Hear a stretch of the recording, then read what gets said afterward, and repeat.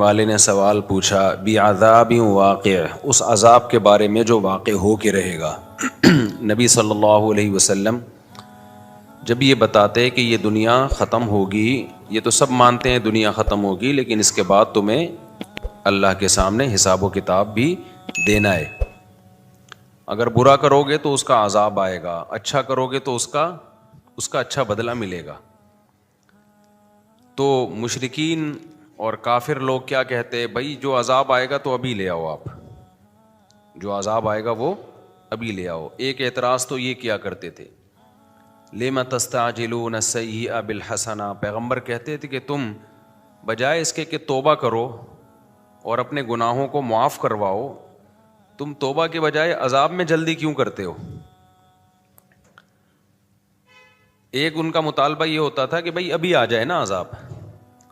تو نبی صلی اللہ علیہ وسلم جب یہ بتاتے کہ ایک ٹائم ہے، متعین ہے، قیامت ایک وقت پہ آئے گی، وہ تمہاری مرضی پہ نہیں آئے گی، تو اگلا ان کا سوال ہوتا تھا پھر وہ کب آئے گی، اس کا ٹائم بتائیں آپ ہمیں۔ دیکھو کچھ چیزیں ایسی ہوتی ہیں جن کا دلیل سے کوئی تعلق نہیں ہوتا، دلیل سے کوئی تعلق نہیں ہوتا۔ میں بار بار ایک موضوع کو بیان کرتا رہتا ہوں اکثر، کہ جو شخص بھی کوئی دعویٰ کرتا ہے نا، اس کے ذمے دلیل پیش کرنا ہوتا ہے۔ سامنے والا جس قسم کی دلیل کا مطالبہ کر رہا ہے، یہ اس کے ذمے پیش کرنا نہیں ہوتا۔ سمجھ میں آ رہی ہے بات؟ دلیل کسے کہتے ہیں؟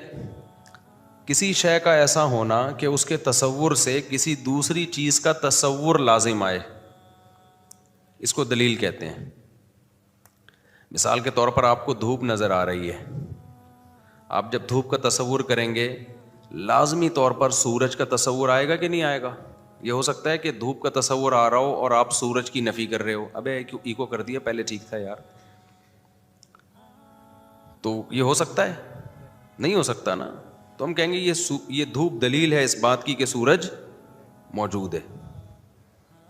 اگلا کہتا ہے کہ نہیں، کوئی اور دلیل دے بھائی، میں یہ والی دلیل نہیں مانوں گا، کوئی اور دلیل دے۔ چار آدمی گواہی دیں کہ سورج موجود ہے تو میں مان لوں گا، اور چار بھی غفار، ستار، وسیم اور کلیم ہونے چاہیے۔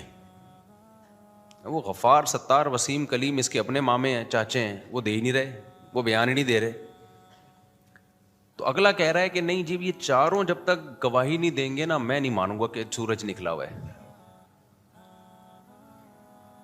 تو جو بیوقوف لوگ ہیں نا، وہ آپ پہ دباؤ ڈالیں گے، بولیں گے تو ان چار سے نکلوا لے، زبان سے، چار سے زبان سے نکلوا لے کہ سورج موجود ہے، دیکھ اس نے کہا ہے کہ یہ چاروں گواہی دیں گے تو میں مان جاؤں گا۔ اگر آپ بیوقوف ہوگے تو چاروں سے زبان سے نکلوانے کی فکر میں لگ جاؤ گے، آپ ٹائم ضائع کرنے لگ جاؤ گے۔ عقل مند ہوگے تو آپ بولو گے بھائی یہ دیکھ لے دھوپ ہے، یہ والی لائٹ اور یہ اس طرح کی دھوپ، یہ بتیوں کی، یہ بلب کی نہیں ہوتی، ماننا ہے مان، ورنہ پتلی گلی سے نکل۔ میرے پاس فالتو ٹائم نہیں ہے کہ میں ان چاروں کو اگلواؤں زبان سے۔ یہ تو پلان معلوم، ایک پلان ہوتا ہے کہ پہلے سے پلان کیا ہوا ہے کہ ان چاروں سے یہ اگلوا نہیں جائے گا۔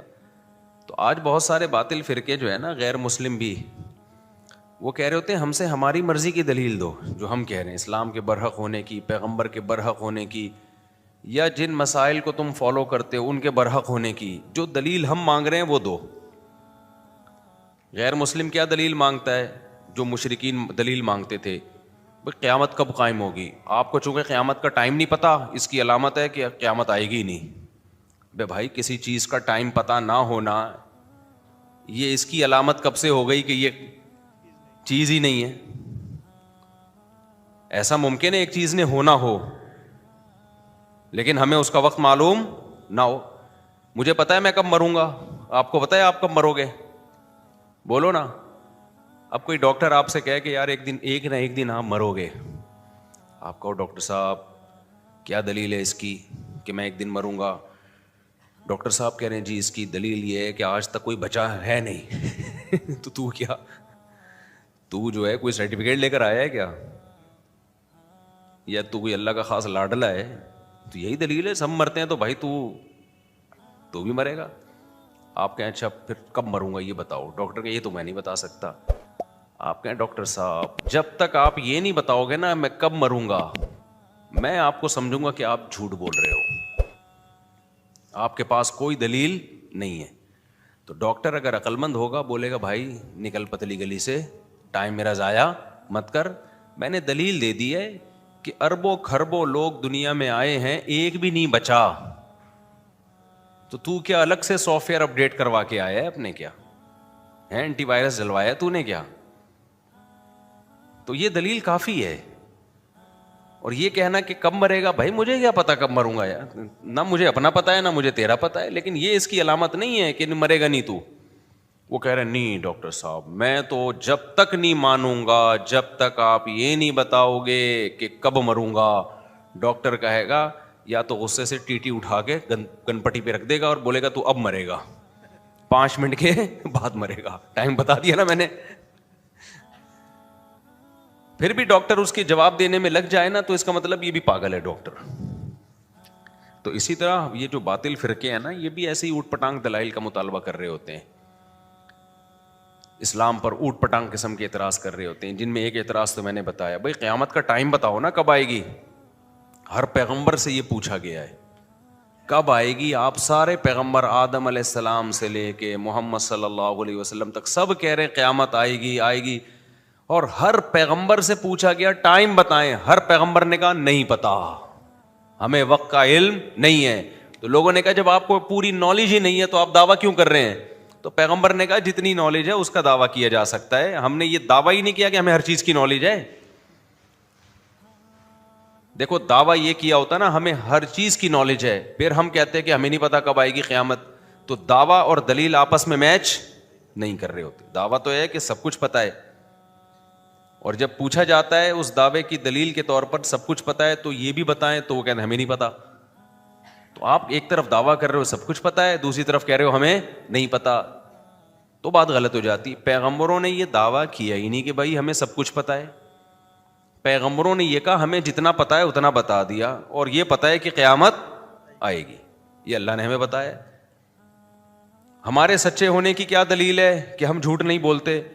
وہ بہت سارے دلائل ہیں, ہم نے 40 سال تمہارے پاس گزارے, اور پھر ہمارے معجزے ہیں, یہ ایسے معجزے ہیں جو شعبدے نہیں ہیں, کیونکہ جو شعبدے جن کے ہاتھوں پہ ظاہر ہوتے ہیں وہ الگ قسم کے لوگ ہوتے ہیں, جادو ٹونے والے, ان کی یہ پرسنالٹی نہیں ہوتی, ان کی یہ تعلیمات نہیں ہوتی, وہ ماں باپ کے حقوق نہیں سکھا رہے ہوتے, وہ وراثت کے خرید و فروخت کے نکاح طلاق کے احکام نہیں بتا رہے ہوتے, وہ اخلاقیات کے پیمانے متعین نہیں کر رہے ہوتے, تو وہ اللہ کی محبت لوگوں کے دلوں میں نہیں ڈال رہے ہوتے, وہ تو اپنے قریب لوگوں کو اکٹھا کر رہے ہوتے. تو اتنے سارے قرائن اور دلائل سے یہ تو ثابت ہو جاتا ہے. اور پھر پچھلی آسمانی کتابیں جن کو تم بھی مانتے ہو وہ بھی گواہی دے رہی ہیں. تو اتنی دلیل کافی ہے ہمارے اس دعوے کے سچے ہونے کے لیے. ٹائم ہمیں معلوم نہیں ہے. تو کافروں نے بھی, اب کافر لوگ اعتراض کرتے ہیں بھائی محمد صلی اللہ علیہ وسلم اللہ کے نبی ہیں تو اتنی کم عمر سے شادی کیوں کی انہوں نے؟ کسی کی عمر کا زیادہ ہونا اور اس کی زوجہ کی عمر کا کم ہونا یہ نبی نہ ہونے کی دلیل نہیں ہے, اس سے کوئی تعلق نہیں ہے. ہاں آپ اس عمل کا ظلم ہونا ثابت کر دو, پھر یہ اس کی دلیل ہے کہ جس نے یہ کام کیا وہ نبی نہیں ہے. اور ظلم کسے کہتے ہیں؟ مظلوم پکارے کہ مجھ پہ ظلم ہو رہا ہے. دنیا میں کوئی ایسا ظلم دیکھا کہ مظلوم کہے بہت اچھا ہوا میرے ساتھ ہے؟ بھائی کوئی بڑی عمر کا آدمی کم عمر سے نکاح کر رہا ہے تو ظلم اس کم عمر پہ ہو رہا ہے نا. تو حضرت عائشہ سے نبی نے نکاح کیا, امی عائشہ کی عمر 9 سال, نبی کی عمر 49-50 سال. تو معاذ اللہ یہ ظلم کس پہ ہوا؟ امی عائشہ پہ. وہ بولتی کہ غلط ہو گیا میرے ساتھ, میرے ابا نے غلط کیا. اس وقت بچی تھیں, بعد میں بول دیتی. ہم سیرت اٹھا کے دیکھتے ہیں, جن حدیث کی کتابوں میں یہ لکھا ہے کہ 9 سال کی بچی سے نکاح ہوا, لڑکی سے نکاح ہوا, انہی کتابوں میں جو حضرت عائشہ کے حالات لکھے ہیں, ایسی میاں بیوی میں محبت کی مثال اس کائنات میں ملتی نہیں ہے. تو پیغمبر سے ظلم کا صدور یہ ممکن نہیں ہے، لیکن ظلم کی ڈیفینیشن وہ نہیں ہے جو آپ کہیں اور ہم پہن لیں. ظلم کی ڈیفینیشن وہ ہے جو ساری دنیا میں متفقن علیہ ہے، جن میں سب سے پہلی شرط یہ کہ مظلوم کہے مجھ پر ظلم ہو رہا ہے، مظلوم کو اس پہ اعتراض ہو. جب مظلوم خوش ہے اس کا مطلب یہ مظلوم. دیکھو اس کی ایک مثال دوں، کھلاڑیوں کے بلے کروڑوں روپے میں بکتے ہیں، کیا خیال ہے بھائی؟ یہ جاوید میاں داد کا بلہ ہے، اس نے آخری بال پہ چھکا مارا تھا نا ایک دفعہ شارجہ میں، ہم چھوٹے تھے اس وقت. آخری بال پہ کیا مارا تھا؟ چھکا. وہ بلہ پتہ نہیں کروڑوں میں بکا ہے میرا خیال ہے. اب ایک آدمی جس کو جاوید میاں داد سے کوئی عقیدت نہیں، چھکے چوکوں سے کوئی دلچسپی نہیں ہے، اس کو کرکٹ سے بھی میرے جیسا آدمی کو کوئی دلچسپی نہیں ہے، تو وہ ایک شخص نے کروڑ روپے کا بلہ خریدا اور فریم میں گھر میں لگا دیا کہ وہ بلہ ہے، وہ بیٹ ہے جس سے شارجہ جو کپ تھا اس میں آخری بال پہ کیا لگا تھا بھائی؟ چھکا مارا تھا. تو 1 کروڑ کا میں نے خریدا ہے. میں آ گیا جی، میں نے بیان کیا، میں نے کہا جاوید میاں داد سے بڑا ظالم اس کائنات میں کوئی نہیں ہے. 50 روپے کا بلہ 1 کروڑ میں پہنا دیا ایک آدمی کو. صحیح ہے نا؟ 50 روپے کا بلہ کتنے میں پہنا دیا؟ 1 کروڑ میں پہنا دیا. لکڑی ہی ہے تو ہے، اس میں زیادہ سے زیادہ اچھی کوالٹی والی لکڑی ہوگی. 500 کا بلہ ہوگا، 1000 کا بلہ ہوگا، 10,000 کا بلہ ہوگا. 1 کروڑ کا 2 کروڑ کا تو کچھ بنتا ہی نہیں ہے. اور میں دلیل یہ دے رہا ہوں کہ بھائی یہ 1 کروڑ کا بلہ جاوید میاں داد نے بیچ دیا، یہ ظلم کیا اس مظلوم کے اوپر، اس بندے کے اوپر، اتنی سی چیز کو اتنا مہنگا کر کے بیچ دیا. دلیل میں یہ دے رہا ہوں کہ آج تک بلے اللہ بلے اس قیمت پہ کبھی بکے نہیں ہیں. یہ تو میاں داد کے بلے کی وجہ سے میاں داد کی بلے بلے ہو گئی ہے. میں یہ کہنا شروع کر دیا میاں داد کے تو مزے ہو گئے، اس کے تو بلے کی وجہ سے بلے بلے ہو گئی. لوگ کہہ رہے ہیں بھائی کیسے ظلم ہو گیا. میں مثال دے رہا ہوں بھائی، دیکھو یہ بھی بلہ ہے، مارکیٹ میں قیمت پوچھو، لوگ کہہ رہے ہیں 4,000، کوئی کہہ رہے ہیں 5,000. یار 1 کروڑ اور 4,000 میں فرق، کیا اندھے ہو کیا تم؟ عقیدت کی اینک لگائی ہوئی ہے تم نے. میں جتنی مرضی تقریریں کروں، عقل مند کہے گا بھائی جس پہ ظلم ہوا ہے ذرا اس سے جا کے انٹرویو لیتے ہیں. میں نا جاوید میاں داد کے خلاف تقریریں کر رہا ہوں، یہ ظالم ہے، اس نے اپنا بلہ 1 کروڑ میں پہنا دیا، یہ کر دیا، وہ کر دیا. میں گیا، ہم انٹرویو لینے والے مظلوم کے گھر پہنچ گئے. سر یہ آپ کو پہنایا گیا ہے؟ پہنانا سمجھتے ہیں نا کراچی کی اصطلاح. میں اتوار بازار گیا تھا، بکری پہن کے آنے لگا تھا، شکر ہے کسی نے بتا دیا کہ یہ ٹھیک بکری نہیں ہے. خیر، تو میں گیا، میں نے کہا بھائی یہ آپ کے ساتھ بہت زیادتی ہوئی ہے یار، یہ دیکھو یہ بلہ میں لے کر آیا ہوں، 100 روپے کا ہے یہ 5,000 کا ہے یا 10,000 کا ہے، اسی جیسا ہے، اتنا ہی بڑا سائز ہے. جاوید میاں داد نے آپ کے ساتھ بہت ظلم کیا، 1 کروڑ کا پہنا دیا. تو مظلوم کہہ رہے بھائی جان آپ کون ہو، کہاں سے آئے ہو؟ ٹھیک ہے نا، یہ میں نے، مجھے پہنایا نہیں گیا ہے، اپنی شوق سے اپنی مرضی سے میں نے خریدا ہے، اور میرے لیے 1 کروڑ 2 کروڑ کی کوئی حیثیت نہیں ہے. اور 30 کروڑ تو ابھی لگ رہے ہیں اس کے، میں دے نہیں رہا کیونکہ تاریخی بلہ ہے، ہماری نسلوں میں چلے گا. تو کیس فوراً خارج ہو جانا چاہیے نا ایسے موقع پہ. میں کہوں یار جب یہ خوش ہے، یا تو یہ بے وقوف بنا، وہ میاں داد کا بلہ ہی نہیں تھا، وہ کوئی اور بلہ تھا میاں داد کا کہہ کے اس کو پہنا دیا. لیکن بلہ بھی میاں داد کا ہے اور اس کو بھی یقین ہے کہ اسی کا بلہ ہے. چلو اس وقت اگر اس کے ساتھ دھوکا ہوا تھا تو اب اس کو کانفیڈنس ہے کہ بھائی نہیں بالکل وہی بلہ ہے. تو میں کیا کہوں گا بھائی عقیدت کی بات ہے یار، آپ کو اگر اسی سے عقیدت ہے تو اس میں کوئی حرج نہیں ہے. اور پھر وہ اگلا یہ بھی کہتا ہے کہ یار میاں داد کے لیے 1 کروڑ 2 کروڑ کی کوئی ویلیو نہیں ہے، اس کو تو یہ 1 کروڑ 2 کروڑ کی اس کی نظر میں کوئی ویلیو نہیں ہے، وہ تو ویسے ہی کما لے اتنے پیسے، 2-4 چھکے اور لگائے گا تو 8-10 کروڑ ویسے ہی کما لے گا. وہ کھلاڑی کے پاس تو بہت پیسہ ہوتا ہے نا، تو یہ اس کا مجھ پر احسان ہے کہ مجھے بیچ دیا اس نے، ورنہ کسٹمر تو بہت تھے. یہی بات ہے بھائی، یہ جو کہتے ہیں ظلم کیا ظلم کیا، سیدہ عائشہ سے پوچھو کیا آپ پہ ظلم ہوا؟